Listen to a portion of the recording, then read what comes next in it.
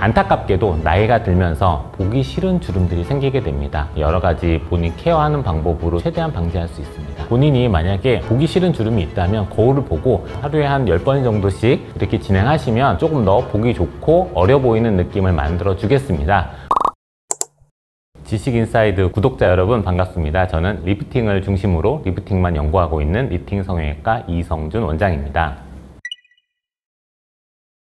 사람이 늙어가면은 크게 세 가지 변화가 오게 됩니다. 얼굴에 탄력이 떨어지고, 얼굴에 볼륨이 사라지고, 얼굴이 처지게 되죠. 그 세 가지가 동시에 왔을 때 우리는 그 얼굴을 보고 노안이라고 평가를 하게 됩니다. 나이를 들면 얼굴 전체적으로 일단 근육과 지방이 줄어들게 됩니다. 뼈의 볼륨도 좀 줄어들게 되죠. 그래서 얼굴 전체적으로 볼륨이 좀 빠지게 되고요. 볼륨이 빠지게 되면 탄력이 좀 떨어지죠. 탄력이 떨어지고 나면 얼굴에 있는 근육과 피부 자체가 아래쪽으로 처지게 되겠습니다. 그래서 전반적으로는 볼륨의 감소와 탄력의 감소, 그 다음에 얼굴의 처짐이 얼굴을 늙어 보이게 만드는 원인이 되겠습니다. 원래 동안은 중간 얼굴이 좀 볼륨이 생기고요. 아래쪽 얼굴이 볼륨이 없습니다. 아기들 얼굴을 보면 광대가 좀 있고 턱이 없죠. 그래서 중간 얼굴이 큰 얼굴을 우리가 보통 어리다라고 표현을 하는데, 나이가 들어서 얼굴이 처지면 중간 얼굴 말고 아래쪽 얼굴 볼륨이 늘어나게 됩니다. 그럼 아래쪽 얼굴이 커지는 것을 사람들이 얼굴이 커졌다라고 표현을 하게 되는 거죠.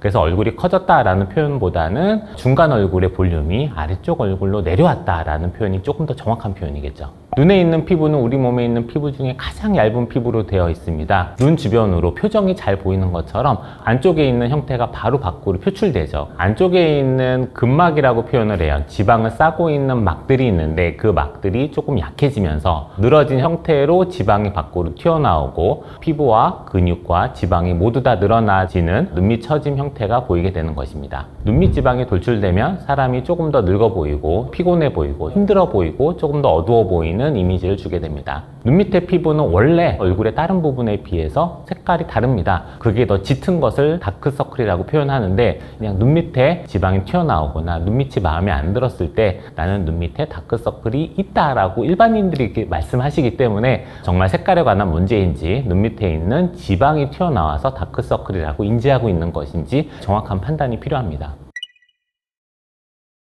자, 일단 첫 번째로는 눈 주변의 림프 마사지를 말씀드릴 수 있겠습니다. 간단하게 손가락 하나를 가지고 아래쪽에서 바깥쪽으로 아래쪽을 살살 마사지를 해주시고요. 위쪽도 미간에서부터 바깥쪽으로 살살 마사지를 해주면 조금 더 눈이 좀 편안해지는 느낌이 드실 것입니다. 마사지 후에는 눈 주변에 부종이 좀 빠진 느낌도 느낄 수 있을 것입니다. 눈 주변의 피부는 매우 약하기 때문에 사실 굉장히 부드럽게 하는 게 중요하고, 그냥 하는 것보다는 로션이 있다면 로션을 살짝 바르고 하는 걸 추천해 드립니다. 눈 주변의 혈류량과 림프관의 배액이 원활하다면 당연히 그 부분이 건강해질 것이고, 건강해진 피부와 근육과 지방과 근막은 조금 더 보기 좋고 어려 보이는 느낌을 만들어 주겠습니다. 만약에 평소에 간단한 자가로 할 수 있는 방법이 있다면 어느 정도 해보는 거는 분명히 의미가 있어 보입니다. 그 다음에 표정이 많으신 분들, 특히 좀 짜증내는 표정을 많이 쓰시는 분들이 눈 밑에 있는 근육이나 지방을 더 밖으로 잘 튀어나오게 만들어줍니다. 그래서 조금 더 웃으시면서 편안하게 지내시는 걸 추천해 드리겠습니다. 눈 주변에는 안윤근이라는 근육을 비롯하여 몇 가지 근육들이 사람의 감정을 표현할 때 사용되게 되겠습니다. 그래서 그 근육을 저희가 표정 근육이라고 표현을 하고, 표정 근육을 어떻게 움직이느냐에 따라서 그 사람의 눈의 매력도가 조금 달라지겠죠. 만약에 본인이 조금 더 매력적으로 보이고 싶다면 눈 주변에 있는 근육을 매력적으로 만드는 데 집중해 보시는 것도 좋은 아이디어가 되겠습니다. 웃는 표정은 주름이 생기더라도 조금 더 남들이 보기에 좋은 주름일 거고요. 짜증나는 표정은 똑같은 주름의 개수라도 조금 더 보기 싫은 주름이 되겠죠.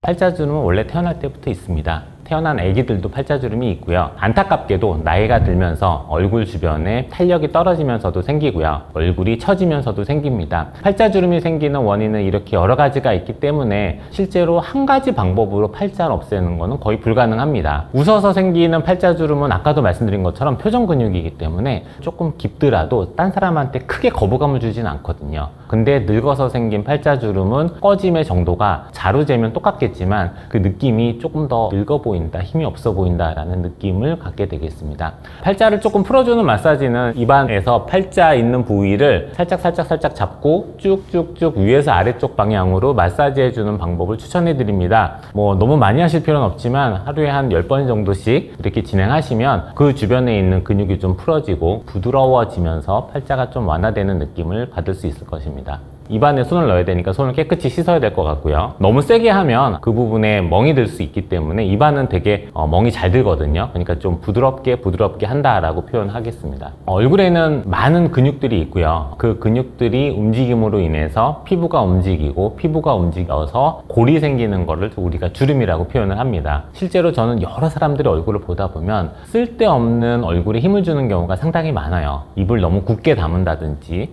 본인마다의 어떤 특징들이 있는데 근육에 힘을 너무 많이 주게 되면 그 주변에 보기 싫은 주름들이 생기게 됩니다. 그래서 주름을 방지하기 위해서는 얼굴에 있는 근육을 최대한 많이 사용하지 않으셔야지, 특히 쓸데없는 근육의 힘을 사용하지 않으셔야지 주름을 최대한 방지할 수 있습니다. 입을 너무 꽉 다물거나 입 주변에 필요 없는 여러 가지 근육들에 힘을 주는 것들이 평소에 굉장히 연습되어 있는 분들이 상당히 많아요. 그래서 본인이 만약에 보기 싫은 주름이 있다면 거울을 보고 그 주변에 있는 근육을 힘을 좀 빼는 연습을 하는 거는 상당히 주름 방지에 도움이 됩니다. 사람들이 팔자주름을 없애주세요 라고 표현하는데 팔자주름을 완전히 없애면 굉장히 어색하게 나옵니다. 과장돼서 얘기하면 약간 원숭이나 오랑우탄 같은 느낌의 조금 애매한 모습이 나오거든요. 항상 표현하지만 저는 예쁜 팔자주름은 있어야 된다고 생각하는 사람입니다. 사람이 크게 웃고 활짝 웃으면서 생기는 주름은 분명히 그 사람의 인상을 좋게 만들어주기 때문에 웃는 표정에서 생기는 주름은 적극적으로 추천하고요. 만약에 이제 팔자주름을 좀 방지하고 싶다면 일단 제일 주의해야 될 것은 얼굴에 볼륨이 빠지면 안 됩니다. 조금 빠지는 건 상관없지만 신경이 쓰일 만큼 깊어진다면 전문의를 찾아 팔자에 대한 관리를 빨리 시작하시길 권유해 드립니다.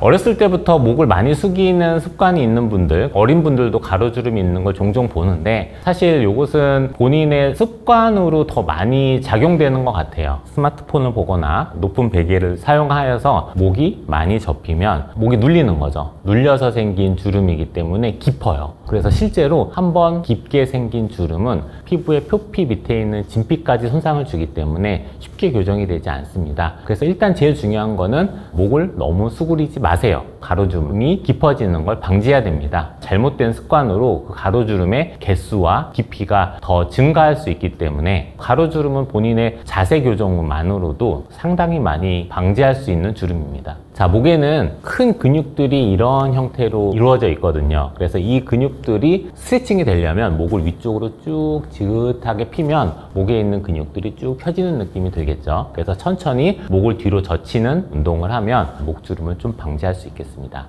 피부는 자외선을 직접적으로 받으면 노화가 촉진된다고 이미 다 알려져 있습니다.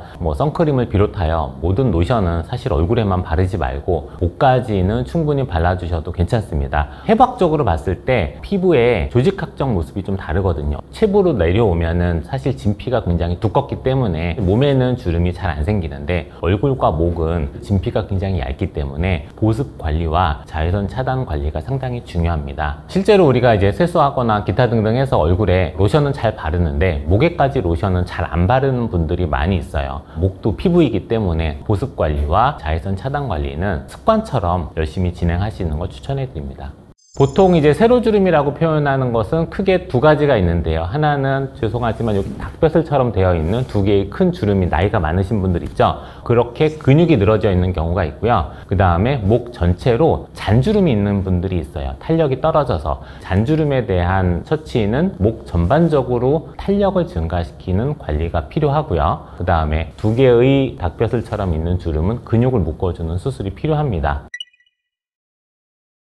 저는 단계별로 접근하는 걸 선호하는데요. 조금 아까 말씀드렸던 마사지 방법이나 여러 가지 본인 케어하는 방법으로 주름을 방지하면 너무 감사한데 그것의 한계를 느끼는 경우에는 작은 시술들을 추천합니다. 이마나 미간이나 눈가에는 보톡스 시술이 가장 효과적이고요. 팔자나 기타 등등에는 얼굴에 탄력을 주는 몇 가지 레이저들이 당연히 가장 큰 효과를 주게 되겠습니다. 근데 이런 보톡스나 작은 시술로도 안 되는 경우에는 거상 쪽으로 고민해 보시기 바랍니다. 예전에는 성형수술에 대한 거부감이나 접근성이 떨어지기 때문에 조금 티가 나게 눈이나 코 같은 부분들을 강조하지만 요즘에는 한 듯 안 한 듯 은근히 젊어 보이는 시술들이 굉장히 많은 인기를 얻고 있습니다. 40, 50대는 코나 눈에 관심보다는 얼굴 노화에 대한 관심이 폭발적으로 증가하는 시기입니다. 얼굴이 처지기 시작하는 나이거든요. 그래서 조금 아까 말씀드렸던 간단한 마사지나 간단한 보톡스나 뿌띠로는 이제 효과가 좀 떨어지는 시기고, 그렇다고 큰 안면 거상을 하기에는 아직 얼굴 처짐이 조금 적은 시기거든요. 사실 그래서 이 40, 50대에는 부분절개 안면 거상술인 미니 리프팅이 인기를 얻고 있습니다. 안면 거상술이란 얼굴이 전반적으로 처졌을 때 얼굴을 쭉 당겨주는 수술입니다. 얼굴을 쭉 당기면 주변에 피부가 좀 남겠죠. 남는 피부를 제거하는 수술을 안면 거상술이라고 합니다. 얼굴 노화에서 가장 드라마틱한 수술이고, 일단 안면 거상을 하면 10년 이상은 어려 보인다고 말씀드릴 수 있고요. 사람에 따라서는 20, 30년 이상 어려 보이시는 분들도 꽤 많이 볼 수 있습니다. 본인이 얼굴이 많이 처졌다고 느꼈을 때는 한 번은 고려해 보신 수술이게 되겠습니다. 거상수술의 종류가 한 가지가 아니라 굉장히 여러 가지가 있습니다. 그래서 일단 기본적으로는 머리 안쪽, 두피 안쪽만 절개를 해서 그 안쪽에 있는 근막과 피부를 조작하여서 얼굴을 일부 당기는 수술을 부분 절개 안면 거상술 또는 미니 리프팅이라고 부르고요. 효과는 전안면 거상술에 비해서는 당연히 떨어지지만 단순하게 레이저만 한다든지 단순하게 실만 넣는 거에 비해서는 상당히 좋은 효과를 보고 있습니다. 저도 사진을 봤는데요, 실제로 많이 젊어져 보여요. 많이 젊어져 보이는데 안면 거상을 했다고 보기에는 조금 아쉽고요. 부분절개 안면 거상술과 몇 가지 피부 시술을 하지 않았나 라고 조심스럽게 예상해 봅니다. 얼굴 전반적으로 피부 남음이 없어졌고요. 탄력이나 볼륨이 좀 좋아졌습니다. 실제로 안면 거상을 했다면 더 많이 좋아졌어야 되는데 많이 좋아진 정도가 제가 봤을 때는 조금 아쉽거든요. 리프팅은 누적의 효과가 있습니다. 만약에 얼굴이 많이 처졌다면 어떤 사람은 한 번에 큰 수술로 처진 걸 싹 다 없애는 걸 좋아하는 분들도 있고요. 어떤 분들은 작은 레이저를 매우 여러 번 하는 분들도 있습니다. 레이저를 한 번 한 사람보다는 당연히 10번 한 사람이 더 효과적이기 때문에 본인이 원하는 정도가 레이저 10번 한 정도면 그것을 큰 수술로 한 번에 갈지 작은 수술로 몇 번에 나눠서 갈지 본인이 원하는 정도에 따라서 당연히 선택은 할 수 있습니다. 하지만 너무 얼굴이 많이 처져 있는 경우에는 레이저로 접근하기에는 너무 갈 길이 멀기 때문에 적절한 절개를 통해서 얼굴의 일부 또는 상당 부분을 많이 올린 다음에 조금 부족한 부분을 레이저나 작은 시술로 커버하는 걸 추천해 드리고 있습니다. 리프팅 수술은 얼굴이 많이 처진 사람한테 효과적입니다. 그러니까 본인이 거울을 보고 얼굴이 많이 처졌다 라고 느끼면 리프팅 효과가 매우 좋을 거고요. 귀 앞에 구렛나루 쪽을 손으로 잡고 얼굴을 위아래로 한번 흔들어 보세요. 그래서 얼굴이 많이 출렁거린다. 그러면 사실 위쪽에 있어야 될 얼굴이 아래쪽으로 내려와 있는 거거든요. 많이 출렁거릴수록 리프팅 효과가 매우 좋을 겁니다. 그 다음에 그 정도가 너무 심해지면 귀 앞에 주름이 이제 누구나 나이를 매우 많이 먹으면 생기거든요. 그래서 이미 귀 앞에 주름이 있다면 안면 거상이 필요하다라고 조심스럽게 설명드릴 수 있습니다.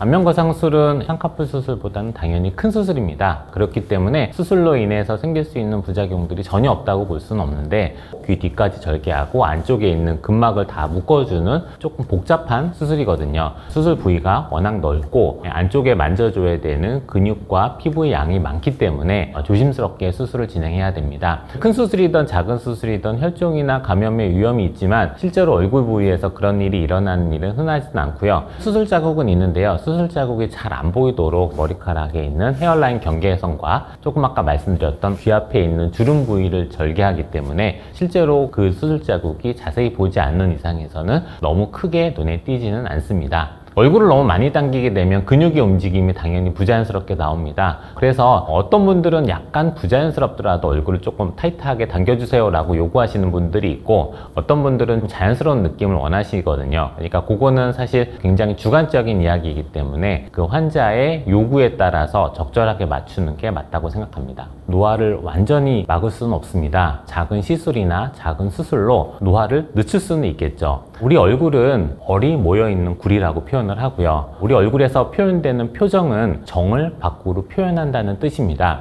본인이 조금 더 밝은 마음을 가지고 좋은 표정을 짓는다면 노화를 100% 막을 수는 없겠지만 조금 더 따뜻함과 매력이 넘치는 얼굴로 천천히 나이 들어 가실 수 있을 거라고 믿습니다.